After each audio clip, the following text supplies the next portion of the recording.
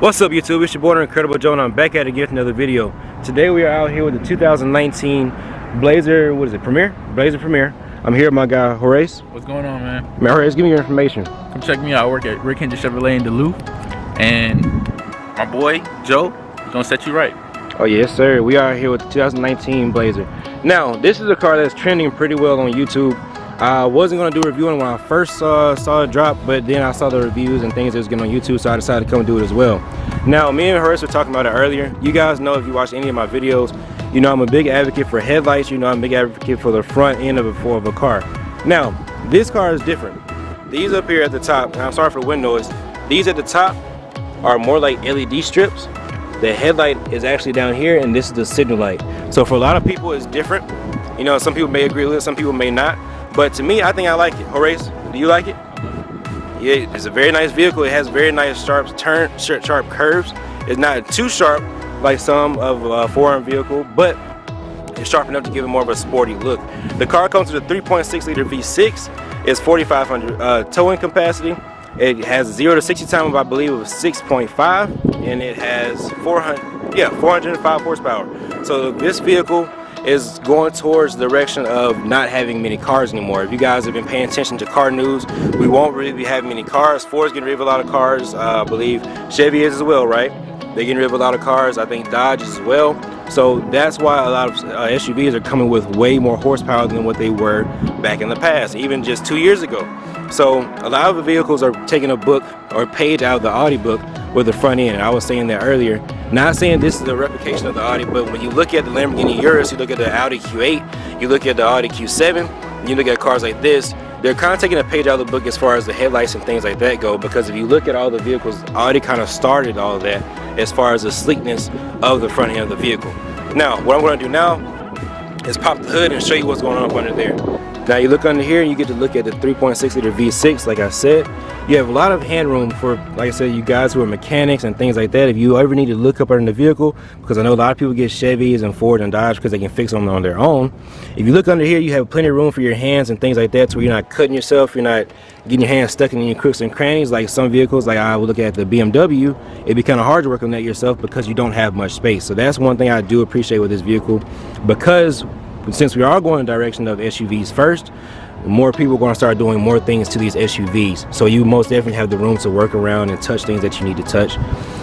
Horace, when you look up under the hood and you look at the front end of the car, what sticks out to you the most? One thing that sticks out to me the most is, of course, that Chevy bow tie. There you go. Greatest thing ever. Right. And then it has this nice chrome accent. Add a whole bunch of value later on in life. Chrome is always very stylish. Right. So the hood, of course, is a very aggressive hood, very streamlined design. Right. The grill is nice and aggressive. And it's clean. It's very clean. It's clean. It's very neat and put together. It's put together the right way, and it doesn't look messy. And it's very spacious too. Very. I didn't pay attention to that earlier, but when you look at a lot of cars, everything's pretty much there. You may have a lot of space, but everything's pretty much together. This is pretty spacious and wide and spread out. I've actually never seen it the way it is set up under here. So I don't know if this is new for this specific vehicle or if they are built like this on other ones, because when you look at other Chevy vehicles, they're not like that. Like the Silverados, even the Equinox. Equinox like this either, is it? No. So I guess it's new for the new Blazer that just come out. So I'm showing you guys that. Now you look down here, you look at the wheels. These are factory wheels, and this car comes with what size are they? 20, 21 inch wheels. So this is coming from the factory. Like I said, a lot of guys, or a lot of cars, a lot of car makers, they're coming out from the factory with 20, 22 inch wheels. I believe the Navigator has 22 inch wheels. So 21, you look very nice on the road, and it's pretty much a norm now. You don't really see vehicles with 18 inch wheels anymore. You have here the gas cap, you can kind of just push it, come open, and you have the anti-theft thing right here. And what that is when you have to have something the size of the gas pump to fit in there. So there's no more siphoning the gas from your car with the water hoses and things like that. So that's what that is made for, unless you have the time to go to the gas station and cut directly the size and diameters of the gas pump needle, or the gas pump nozzle, what you call it. Now let's step to the inside. The inside, like I said, it's a family vehicle. It's an SUV. I'm 6'1", so I don't believe there are too many 6'1" 13-year-olds out here. Horace, you want to hold the camera for me? Just to show you what it is. I'm 6'1", I have plenty of leg room. And I drove the car over here, so you have the seats pretty much just as far back as you need it for average size people. So you do have plenty of leg room, you have plenty of headroom, and you also have the panoramic sunroof, which we'll get into in just a minute. But you get the door panel, and this is once again a Premier package. You look at the door panel, I love like the brown stitching. It's more, yeah, it's a brown tannish stitching. You have your cup holder storage type here, and then you have your storage right there, and you have your seat warmers. That is something that most vehicles don't have, but they are getting because, like I said, we're going towards SUVs. You do have seat warmers in the back seat, so for your kids, you know, I guess they could possibly, you know, play back with the seat warmers. But if you're taking this on a business trip, you know, you women who are going on girls trips, you were taking it out, all the women are sitting in the back seat, and it's cold, you have your seat warmers back there. You have your cup holders here, and I love this right here. I didn't even notice this. When you look right here, it's like a, you see that different color stitching right there?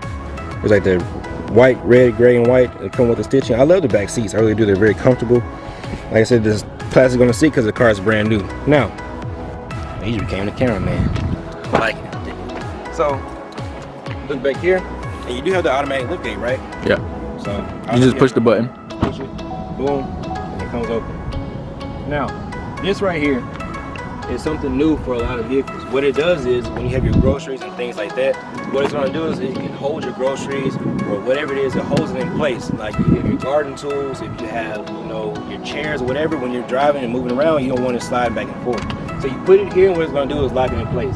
But here, of course, you have your spare and your jack and all that, but you guys know that's there. You have storage right here on each side. And then the seats fold down 60-40, and for you older people who don't really, you know, they can't reach up here, you're shorter and things like that, you just push the button, boom, and it goes down. It also goes down pretty quick. You have your lights back here for your rear view camera, and also I want to show you the cameras that are surrounding the vehicle as well. You have 360 camera, and what's the one that's on the tire? We call it a Grand Theft Auto view, so that's what we're gonna go with. But as far as the outside of the vehicle, that's pretty much it, man. Like I said, it's a very sleek car. If I bought it, I would go with black wheels, but that's just me, like a gloss black. But it's a sleek car on the outside. I love the front end. That's what sticks out to me the most. Drop a comment below and tell me what you think it is. But now what we're going to do is step into the inside of the vehicle. So when you open the door, you see here that you have storage here at the door panel. First right here, and you have storage down here, which is also classified as a cup holder, I believe. You look right there. And then this is the knob that controls how far the tailgate goes up. You can turn it up 3/4. You can turn it up all the way, so where the knob goes up. If you're tall like me, you don't have to duck down and get under there. Or if you're shorter, you can just put it on 3/4, so you can, the way you can reach that button in the back. You have memory seats in this vehicle as well. And I do like the way the door panel is set up. It's set up to where it's almost like different compartments. You have your handle right here when you open the door and closing it. You have your auto on the driver's side and things like that. So you do know, if you watch my videos, the door panel is very important to me, because when you open the door, it's what you're going to see first and foremost. And you have your Bose sound system as well, which sounds amazing. Now, when you look in here, you see somewhat of a Camaro, and that's, for a lot of people, this is kind of like quote unquote the Camaro crossover if you look at the blogs and the forums and things like that. So for a lot of people, these right here, the vents, that's a make or break deal. A lot of people like that, and a lot of people hate it. Some people see it and you know, I don't want to do it anymore. I've seen it happen before, to where people like, no, they kind of turn me off to the car. But to me, I love it. I love that on the Camaros, and I love the way it looks, because it's almost like a vintage look. Whereas when you look at the inside of this vehicle, what stands out to you the most when you look at the infotainment system and the instrument panel and all that kind of stuff? Technology. There you go. Matter of fact, let's get in and turn it on. See what that looks like. Start button up there.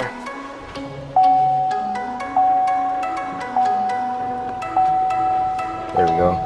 And if you look up there, that automatically comes back on. So you're not looking at the mirror anymore. You're actually looking at a vivid image of what's going on behind you. But my bad, Horace, not to cut you off. What was the answer? What was it? You said technology? Copyright. You said.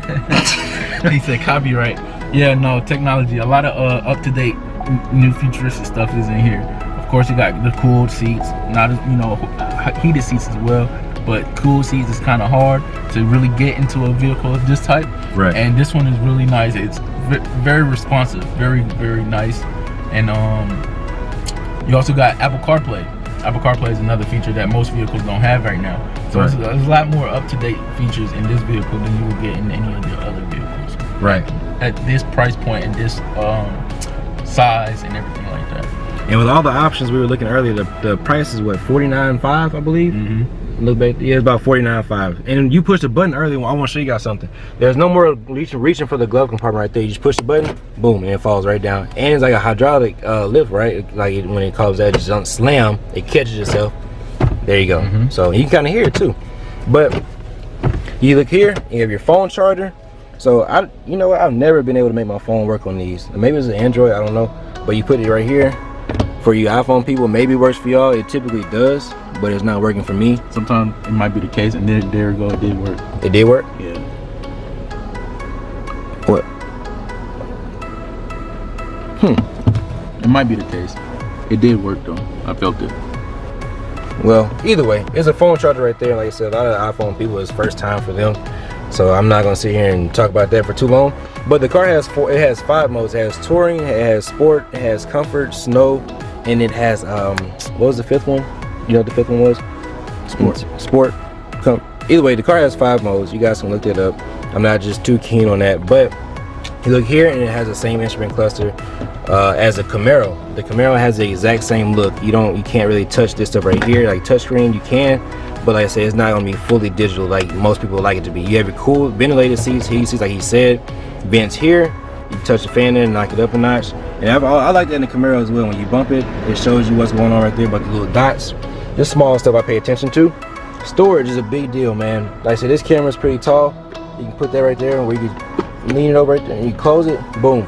Now you saw in the Camaro review that I didn't really care for the storage. So once again, you all know how important it is to me, because I have stuff that I like to put in my car, whether it's paper or receipts or keys or phones or wallets or whatever it is. I like to put it in the storage and be able to put it there comfortably. The cup holders, like I said, you have 1, 2, 3, 4, 5, 6, 7, 8. You have 8 cup holders in the vehicle that sits about 5 to 6 people. So you have more than enough cup holders back here. Like I said, the infotainment system is pretty much the same as like I said, the rest of the GM products. Like I said, you can go look over here, full digital 170 on the dash. You know, I love the way the speedometer looks with the digital look. I wish that the RPMs and the gas gauge and all that stuff were digital as well, but it's not a bad look at all. It kind of reminds me of Range Rover or like the Jeep. That's really what it reminds me of. So I like that kind of stuff, but you all know I do love full digital dash. Like I said, the radio is an 8-inch fully touchscreen radio, but it's just like the Camaro. You have your music, your climate control and things like that. And you were showing me the camera right here. So these are your different camera angles. You have the camera that's in front of you. You have the camera, no, that's in front of you, right? And then the fisheye. Oh, then in fisheyes, okay. And then you have that one. Then you have the 360 camera that's showing you the whole car. And then you got the Grand Theft Auto view that shows you like the wheels and things like that. See that? That's pretty cool. That's the first time I've ever seen that view on any car before. So now that we've showed you pretty much the whole interior of the vehicle, I'll show you the sunroof. Full panoramic view on the sunroof. And then, so this is the only part that goes back, right? Not the back part? Okay. So, but like I said, you have a really nice view in a vehicle like this. For $49,500, you get all the technology that you get in here. You get the full panoramic sunroof, and you get, you know, some pretty decent power for an SUV, a family vehicle. So for $49,500, I think it's not that bad. I feel like it may be a tad bit overpriced, but it's not bad at all. So when you look at the way the economy is going and the way the cars are getting more expensive, this is probably going to be the average price for a lot of vehicles. A lot of vehicles coming 2021, 22, somewhere in there. So $49,500, $50,000, we might as well go ahead and get used to it. And I think the vehicle at this point in time, it might as well say it's worth it. Now what we're going to do, because we're out of gas, we're going to go ahead and hop into the drive part of the vehicle. And I'm going to show you guys how it feels. I'm going to show you guys how it sounds. It's not really much exhaust noise at idle. I'm not, you know, probably not going to be much when you get on the throttle, but that's not really what this car is for, right? So I'm going to show you guys how I feel. I'm going to let Horace tell you what he thinks when he drives the vehicle as well, because I know you're driven it. So stay tuned throughout the rest of the video. All right, now that we're driving the car, we finally just got some gas in the vehicle, so we, you know what I'm saying, we're pretty well off. So Horace, when you're driving this car, because I know you've driven it probably several times, when you're driving it, what do you get from the car as far as the throttle response and things like that, coming from, you know, the Equinox and things like that, which you would compare this to? I would compare this more towards the Traverse. It's really nice. Right. Power wise, it's all the power that you need in an SUV. Right. If you get any more power than this, you're looking at like maybe a Hellcat. Track hog, yeah. It sounds pretty decent. Like I said, it's not really an exhaust tone to it. You know, you can hear the car going, of course, but it's not, you know, anything crazy like that. But the throttle response is pretty decent. As far as like touching the gas and getting it going, there's really no lag in the car. In most SUVs, you typically do have a small lag. You know what I'm saying? Unless unless you're driving like a Tahoe, Yukon, things like that. The torque's pretty crazy in those because it's a larger vehicle. So that's what I said. Okay. So when I'm driving this car, the one thing I noticed first is the steering. And you guys know I pay attention to that in every car. I always mention the steering, whether it's heavy, whether it's light, you know, loose or tight. The steering in this car for being an SUV is pretty tight. It's almost like a sports. Oh, that's semi. Those are close. Okay. So as a sensitive, you know, we get too close up here. Can you turn down the sensitivity or sensitivity of it, or turn it up? Yes, you can. It's on different. It's right here. Okay. So, But only you can see it. right. Yeah, it's like the red. It just kind of like a headlight. It almost feels like a heads-up display. But yeah, so you do have the sensitivity button to show you whether you get too close to a car and that kind of thing. Like then you can turn it up and down. But back to what I was saying about the steering. The steering is pretty tight for an SUV, almost like a sporty feel. I think it'd be really cool if they would have put a flat bottom steering wheel in this car too. Very cool. Just kind of give it like a sporty feel. You know, that's what the car is made for. Now we were talking earlier about you know, how cool it'd be if they came out with a Blazer SS. With that kind of car, when you look at, drop a comment below and let me know whether you think that'd be a cool type of car to have as far as SUV wise, shifting towards SUV world, things like that. Because I did read something about the Camaro becoming a crossover type of vehicle. So, you know, if that does happen, I guess that would be that SS type of car. Like I said, the car has 170 miles per hour on the dash. Now, will it do 170? I doubt it.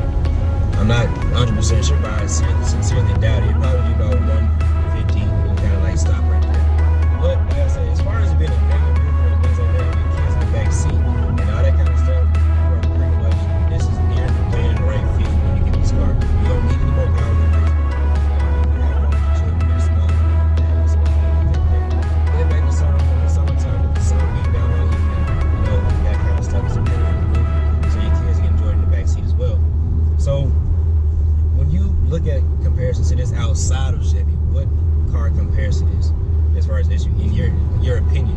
Of course, facts don't really matter. Like, facts matter, but they don't really matter. That's one that should pop out and just want to hear your opinion. Well, right now, I don't believe anything can compare because this is more of a utility vehicle, Right. with luxury features. Right. You know what I'm saying? So it got off-road capability, not just model specific, but it does have more aggressive off-road capability and a lot more trunk space, so you can have your sporting goods, your gear and everything. Seats fold flat with the 60-40 split, so if you still have two people or one person, whichever space you need, so it's very, very unique. Right. It is most definitely that.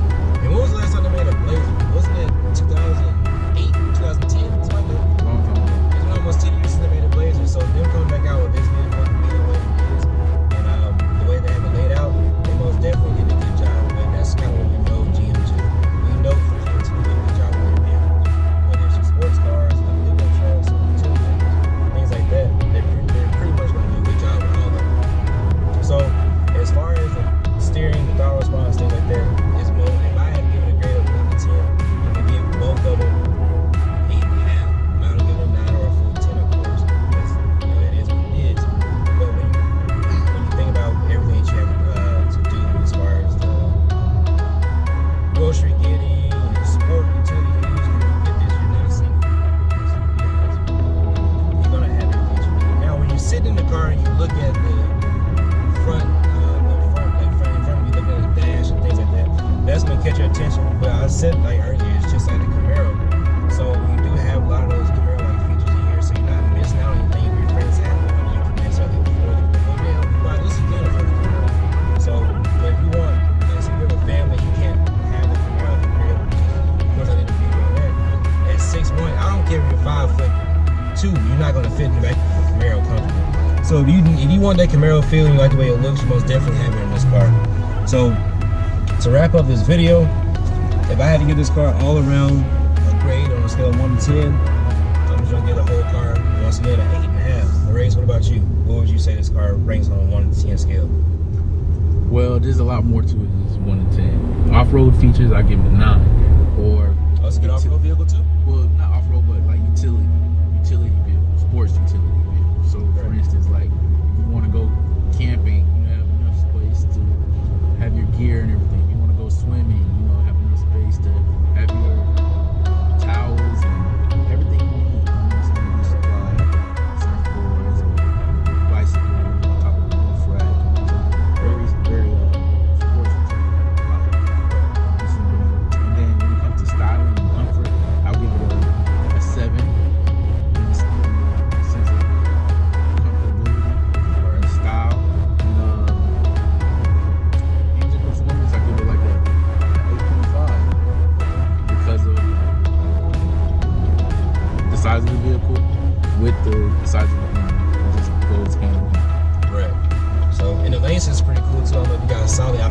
swerving, the lane assist kind of takes on with Viktor. Safety and everything like that, 10 in safety. Right. Okay. Now, I did see that on the forums as well. That's right here. Go back. Okay. So I'm gonna go ahead and wrap up the video. It's not an extra long video, like I said, but it's just long enough to get you guys to know, get you guys familiar with the new Blazer, because it is a pretty hot car on the market right now. Like I said, Horatio said they can't really even keep it on the lot because people are going ahead and picking them up. So that's it. To conclude this video, it's Incredible Joe. Like, subscribe, comment, share, and notification bell so you can get these videos first. Like first, comment first. I'll see you guys on the next one. Stay tuned. Peace.